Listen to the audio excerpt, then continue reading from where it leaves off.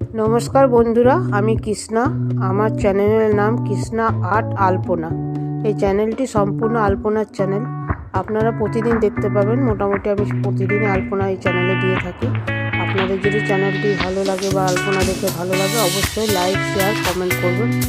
আর হ্যাঁ বন্ধুরা, সাবস্ক্রাইব অবশ্যই করবেন। আপনাদের যদি সহযোগিতা না পায় তাহলে আমি চ্যানেলটিকে এগিয়ে নিয়ে যেতে পারবো না।